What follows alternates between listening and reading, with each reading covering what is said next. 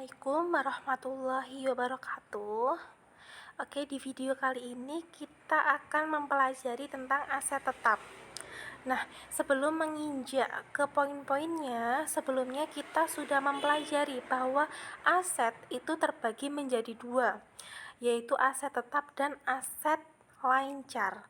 Nah, untuk video kali ini kita fokusnya belajar ke aset tetap terlebih dahulu.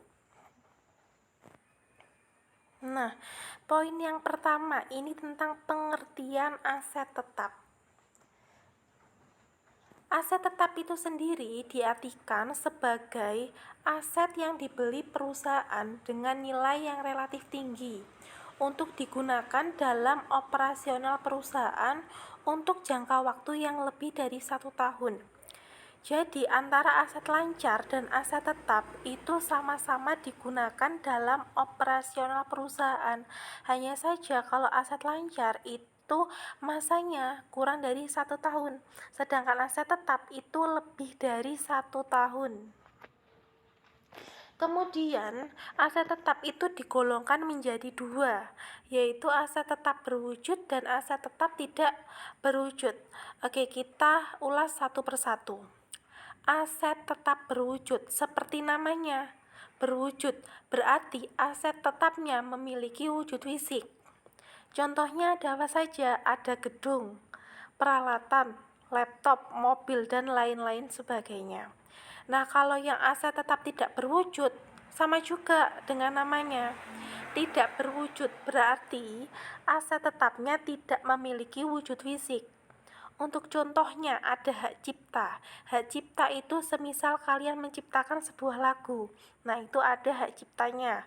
Kemudian hak paten. Hak paten itu contohnya kalian menciptakan sebuah mesin. Nah, mesinnya itu penghitung otomatis persediaan barang dagangan. Nah, itu biasanya ada hak patennya. Nah, kemudian kita membahas tentang penentuan harga perolehan. Harga perolehan aset tetap bisa diartikan semua biaya yang dikeluarkan untuk memperoleh aset tetap tersebut sampai dengan aset tetap tersebut beroperasional sesuai dengan mestinya. Contohnya seperti ini. Kalian membeli sebuah mesin seharga 20 juta. Namun mesin tersebut belum dirakit. Artinya mesin tersebut belum bisa dioperasionalkan. Nah, akhirnya kalian mengundang seorang teknisi untuk merakit mesin tersebut. Nah, biaya perakitannya itu 5 juta. Jadi harga perolehannya gimana? Berarti harga perolehannya 20 juta. Harga belinya tadi ya ditambah 5 juta harga perakitannya, berarti 25 juta yang dikeluarkan perusahaan untuk memperoleh mesin tersebut sampai mesin tersebut bisa dioperasionalkan.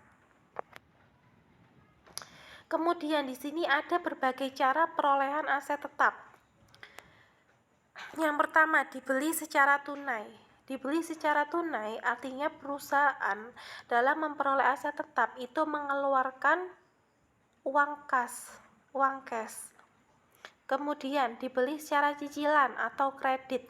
Nah, di sini artinya perusahaan dalam memperoleh aset tetap itu tidak mengeluarkan kas, melainkan menambah sebuah hutang karena membelinya secara kredit.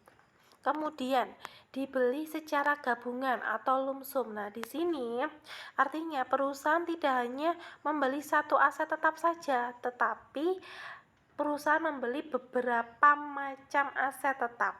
Contohnya, ada perusahaan A yang mau gulung tikar. Akhirnya perusahaan A itu menjual perusahaannya ke B. Nah, akhirnya perusahaan B kan membeli perusahaan A. Nah, di perusahaan A ada apa saja? Ada gedungnya, ada mesinnya, dan ada tanahnya juga. Nah, itu bisa dikatakan membeli secara gabungan. Kemudian diperoleh dari sumbangan atau hadiah. Jadi, perusahaan memperoleh aset tetap secara cuma-cuma, tidak mengeluarkan kas maupun tidak menambah hutang. Kemudian diperoleh dengan cara tukar-menukar.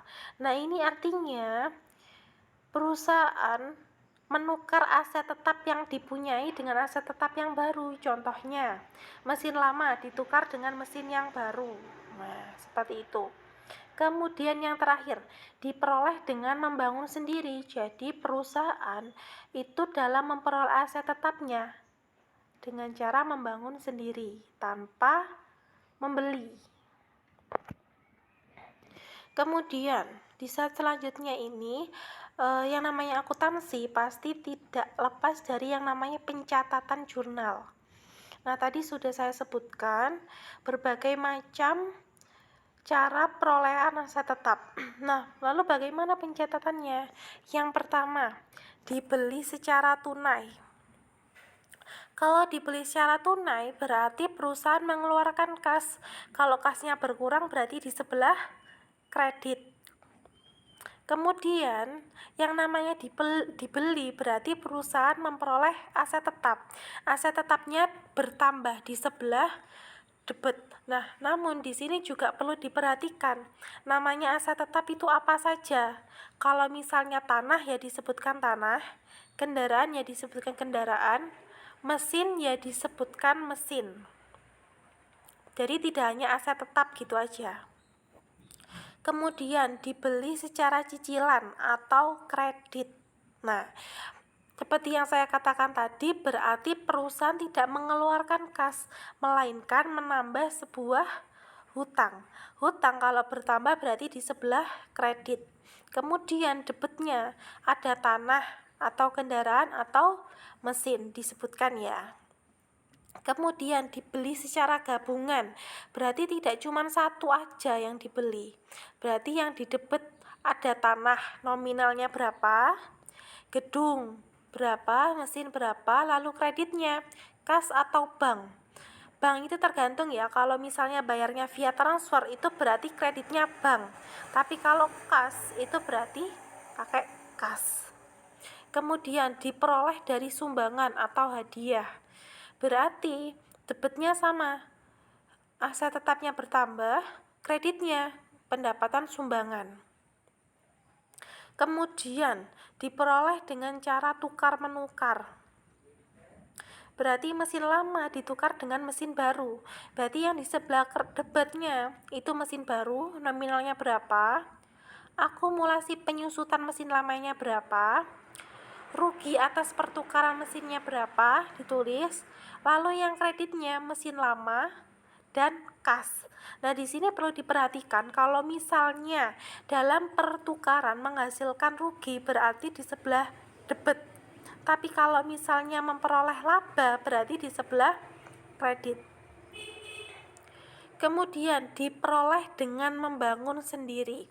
Nah, saat perusahaan memperoleh aset tetap dengan cara membangun sendiri, itu pencatatannya ada dua kondisi, saat aset dalam pengerjaan dan saat sesudah pengerjaan.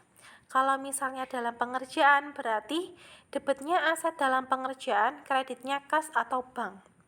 Kemudian ketika selesai membangun berarti debitnya gedung, kreditnya aset dalam pengerjaan. Untuk lebih jelasnya lagi kita langsung ke studi kasus. Nah, di sini ada contoh pembelian tunai.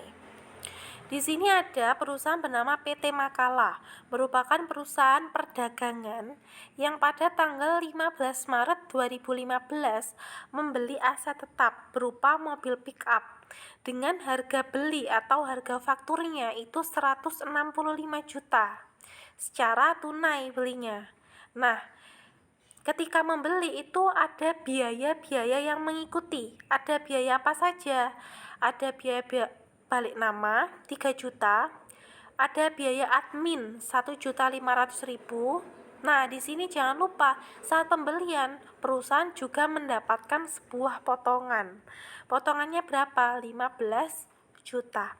Nah, di sini kalian diminta untuk menyusun jurnal atas pembelian mobil pick up. Nah, ini penyelesaiannya. Jadi tadi ditulis ya, harga faktur atau harga belinya 165 juta. Dikurangi dulu dengan potongan pembelian atau ada diskon pembelian 15 juta. Diperoleh hasil 150 juta.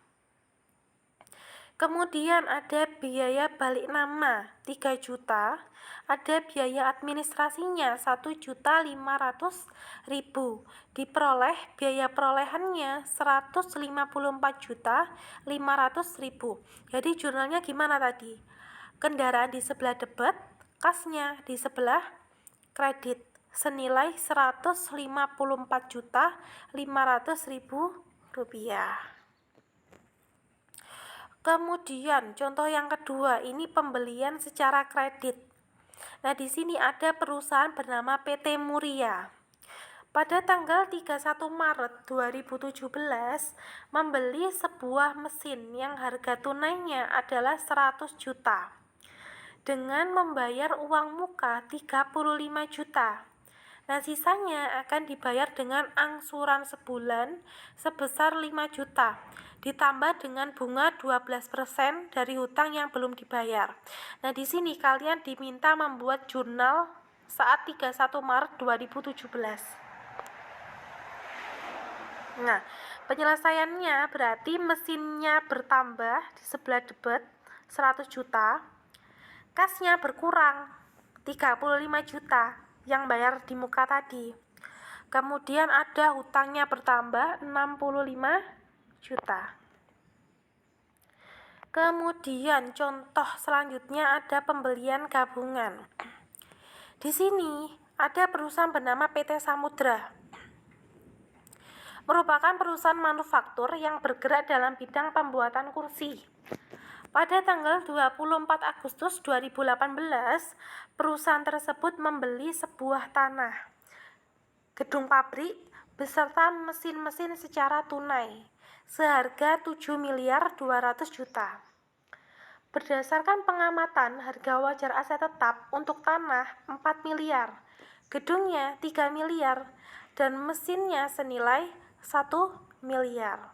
Nah, di sini kalian diminta untuk membuat jurnal pencatatan untuk pembelian aset pada tanggal 24 Agustus 2018. Untuk penyelesaiannya, kita membuat tabel dulu ya. Di bagian golongan aset itu ditulis apa saja yang dibeli, tanah, gedung, dan mesin-mesin. Kemudian harga wajarnya tadi yang tanah 4 miliar. Terus kita mencari prosentase total harga wajar. Nah, ini dari 4 miliar dibagi 8 miliar dikali 100%. Ketemunya 50%. Kemudian kita menghitung prosentase harga beli. 50% dikali 7.200.000.000. Ketemu alokasi harga perolehan senilai 3.600.000.000. Begitu seterusnya ya, sampai mesin-mesin. Kemudian jurnalnya tinggal di list aja. Yang sebelah debit ada tanah 3.600.000.000, gedungnya 2.700.000.000, mesin-mesinnya 900 juta. Kemudian sebelah kredit ada kas 7.200.000.000. Untuk contoh selanjutnya diperoleh dari donasi atau sumbangan atau hadiah. Jadi perusahaan memperolehnya secara cuma-cuma. Ini lebih mudah lagi caranya. Nah, langsung aja ke soal. Pada 5 Januari 2016, PT Karya menerima sumbangan berupa peralatan kantor senilai 100 juta. Catatlah jurnal yang diperlukan. Berarti debitnya peralatan kantor 100 juta, kreditnya ada pendapatan sumbangan 100 juta. Selanjutnya diperoleh dari tukar menukar atau trade-in. Sebuah mesin yang dibeli tanggal 3 Maret 2016 dengan harga perolehan 40 juta yang telah disusutkan 39 juta ditukar dengan mesin baru tidak sejenis yang harga pasarnya 6 juta, sehingga perusahaan harus membayar uang 3 juta. Susunlah jurnalnya. Nah, kita hitung dulu. Nilai wajar mesin barunya tadi kan 6 juta. Lalu kas yang dikeluarkan 3 juta. Ketemu nilai wajar mesin 3 juta. Kemudian harga perolehan mesin lama 40 juta. Jangan lupa ada penyusutannya, berarti dikurangi 39 juta. Ketemu nilai buku mesin lama 1 juta. Nah, karena 3 juta ditambah 1 juta itu hasilnya positif 2 juta, maka merupakan laba atas pertukaran aset tetap. Kalau misalnya hasilnya minus berarti rugi, kalau positif berarti laba. Nah, kemudian membangun sendiri. Pada 2 Januari 2014 ada perusahaan bernama PT Mandiri memutuskan untuk membangun sendiri gedung yang akan ditempati sebagai kantor. Perusahaan mengeluarkan 12% utang hipotek dengan nilai nominalnya 2 miliar dan berjangka waktu 5 tahun.